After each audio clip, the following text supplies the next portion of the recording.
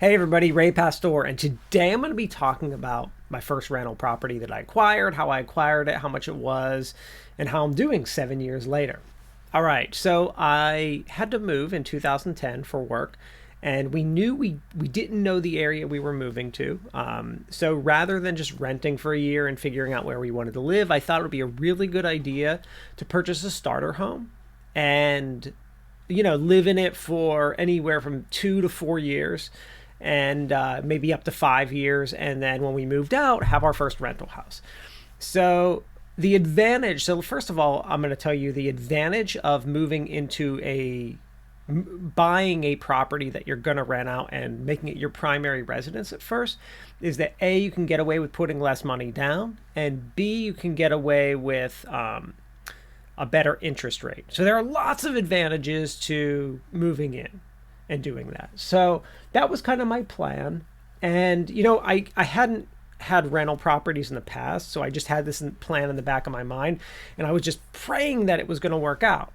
So this was 2010. So the market had pretty much tanked at that time, the housing market, real estate. So real estate was pretty inexpensive. So where we moved was a low cost of area, like pretty low cost of living city. And I currently live in Wilmington, North Carolina. So that's where this house was. So it's a coastal community. So the house is pretty close to the beach, 8 to 10 minute drive away from the beach. Nice middle class neighborhood of starter homes. So we found the house. The house at the time was only 8 years old or something like that. So pretty fairly new property. 3 bedroom, 2 bath, single car garage, fenced in backyard. HOA that took care of the front lawns of everyone in the neighborhood. So all the front lawns look nice and mowed and all that good stuff.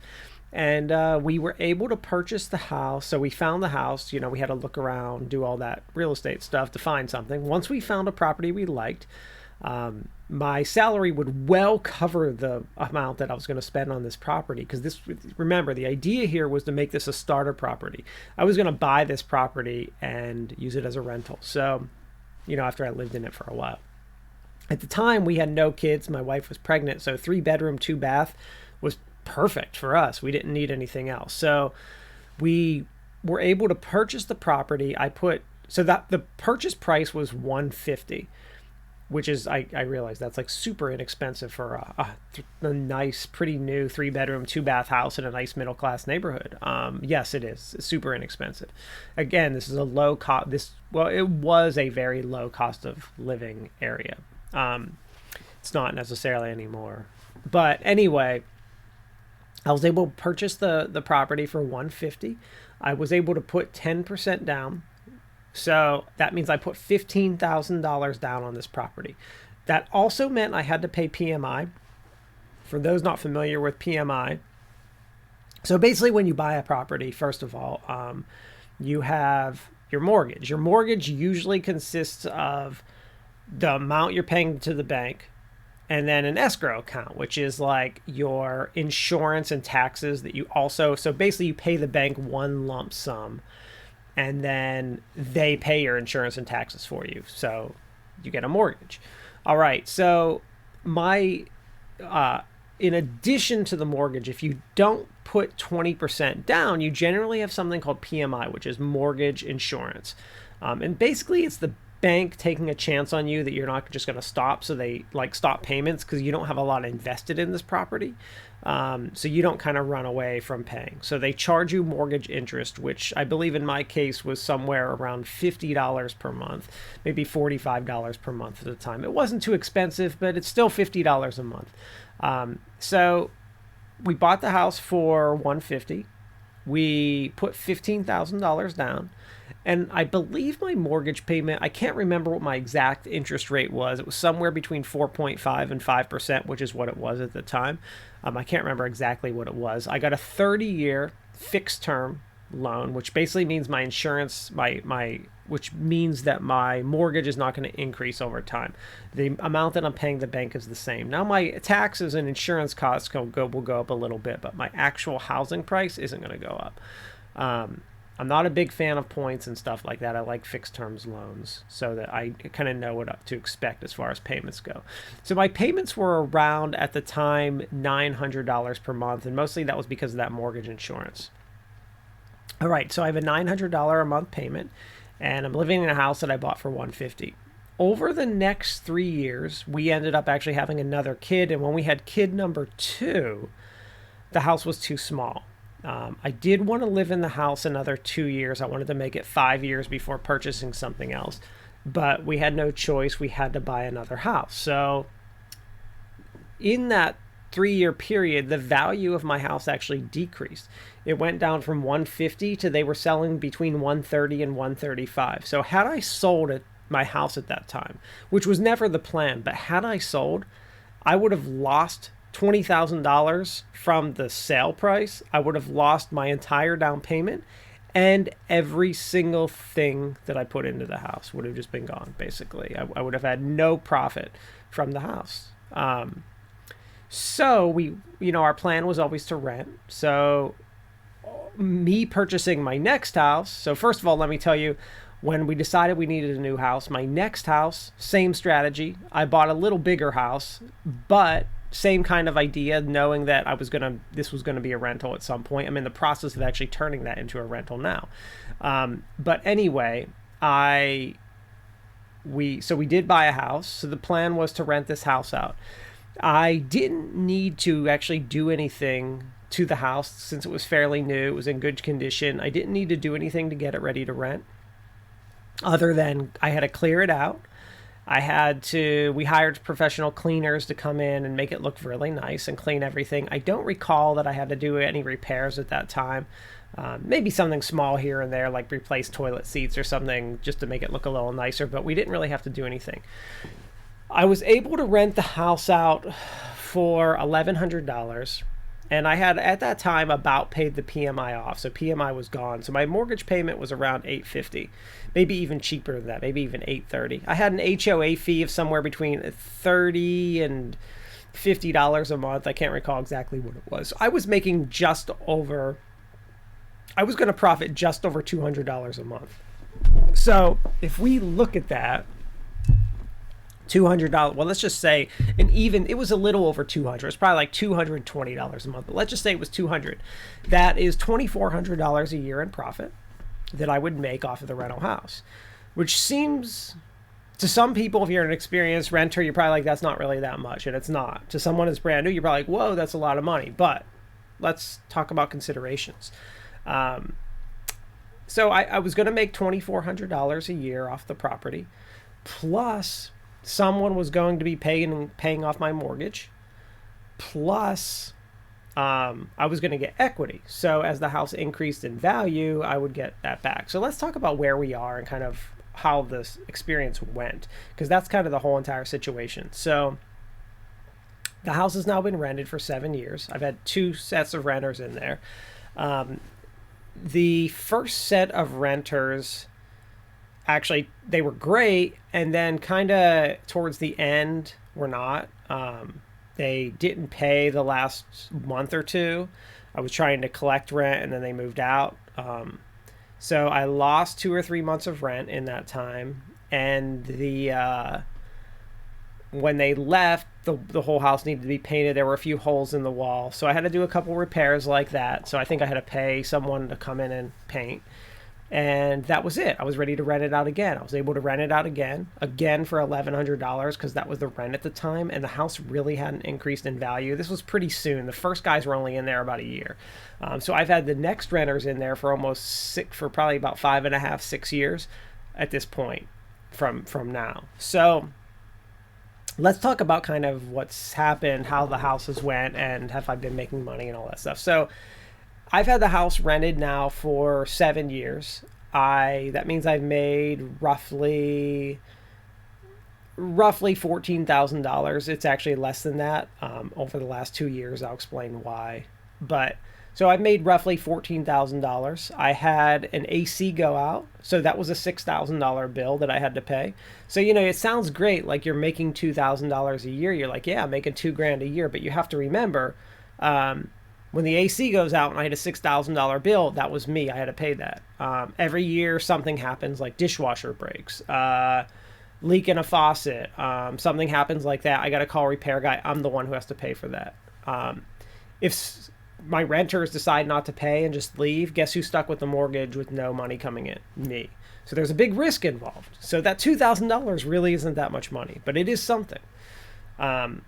So let's kind of talk about more recently with the house, kind of how things have been going.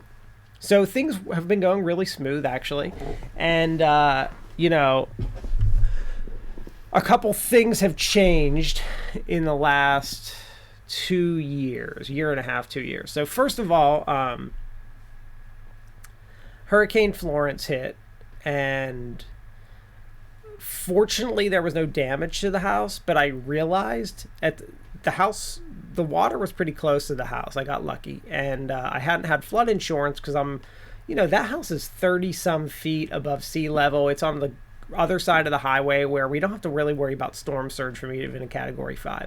But I didn't realize that flooding could impact that house. So I had to purchase flood insurance. Flood insurance raised my monthly, was about $600 a year, so $50 a month from what I was originally paying.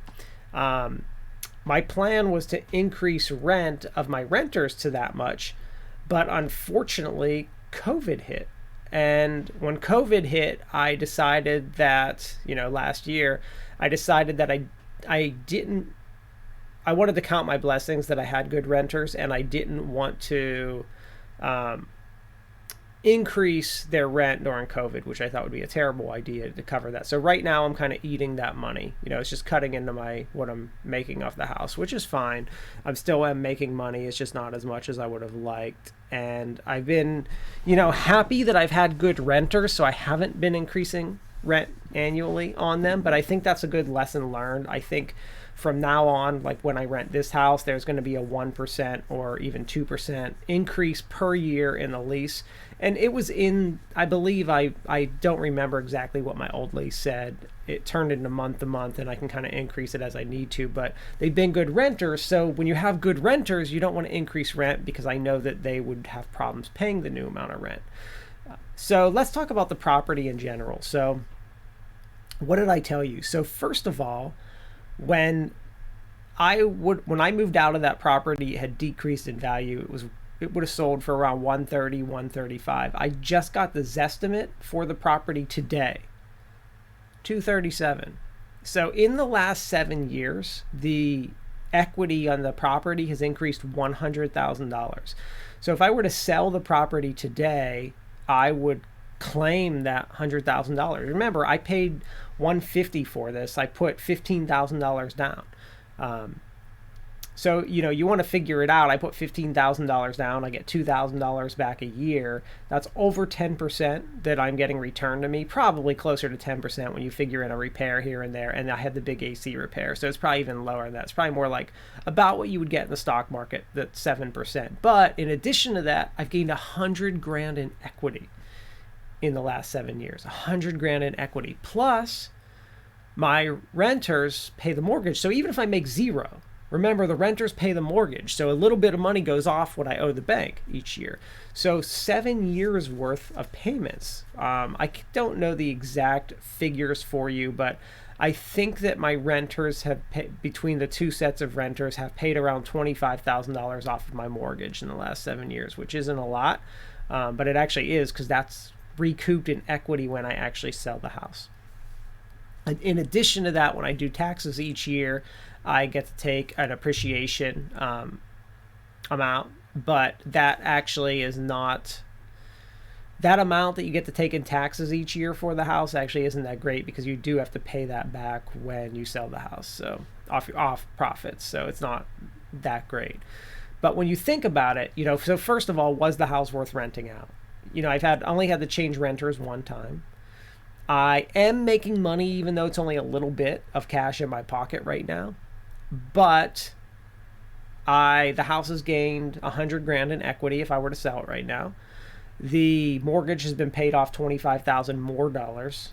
So right now, if I sold the property, I owe around $100,000 on the property. I would clear, after realtor fees, probably like $100,000 that I would clear in my pocket for that.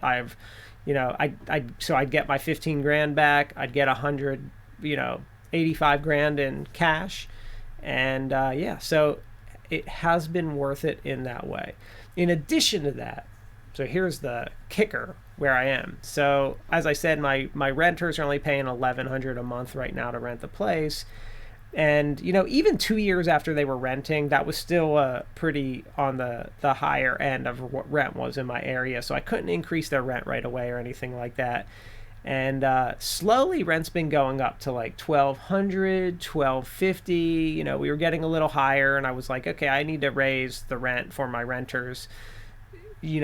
Talking about that just after I did that flood insurance purchase, and rent was more like 1,250 average in the area. So I felt like they should be paying a little more, to be fair. And now rent for that house, I could probably today get $1,500 for that house. So when my renters are only paying me $1,100 a month right now, which I can't increase until COVID is, I'm not even considering increasing until January 1st of next year, 2022, because I know my renters are in the restaurant business, and the restaurant business has not done well during COVID, and I would never do anything to jeopardize them having their living situation. But I do need to raise rent because of the flood insurance. I do have to be making money, because if something goes wrong with that house, I need to be able to pay for it. But it also has to be worth me keeping as a rental. But I also realized if they were to move out, I could probably get an extra $400 a month. That's almost that's $4,800 extra a year I would be making off the property. So the thing is about rentals, basically the big lesson learned that I've learned is that rentals are a huge risk. They really are a huge risk. I happened to buy when the market was so low in 2010, bought this house in 2013 when the market was even bottom further. So buy low. It's still a risk. The house is always a risk, but if you stick it out, there is a huge upside down the road. I've had to do work on the house. I've had to worry about the house. But the upside over a length of time, they say like rentals are not a get rich quick scheme, and they're totally not. It's really true. It's not a get rich quick scheme. It's really a takes a long time to build that equity. I've now built that $100,000 into the house over 7 years, which is awesome. Like, that's great. And I owe 19 more years on the mortgage. And so that's slowly being paid off by the renters as well. And I know that rent's going to start to increase more significantly in the next 5 years in that house, whether those renters stay there or someone else moves in. If someone else moves in, rent will increase much quicker. If those renters stay, rent is going to start to increase it's got to increase at least the amount of the flood insurance next year, and start to increase even further beyond that over the next few years to catch up closer to the market, what the market rental rate would be. So that's my experience with my first rental house. Kind of cool, kind of exciting, a risk, but I'm glad I took it. It was really nerve-wracking when I did it. It was really scary. I wasn't sure. I had helped my father rent properties before, and it was still really nerve-wracking, and I was unsure what I was doing, and I was hoping that I was doing it correctly. So yeah, it was a little scary, but I'm glad I did it. And now I'm doing it with my second house, which I'll talk about another time when I actually do it and it's all done. But again, it's nerve-wracking. Again, it's scary. Again, it's a lot. And yeah, it's scary. I'll talk about those numbers for my second rental house soon enough. But yeah, so that's been my experience with a rental. My plan, because you do have to have a plan.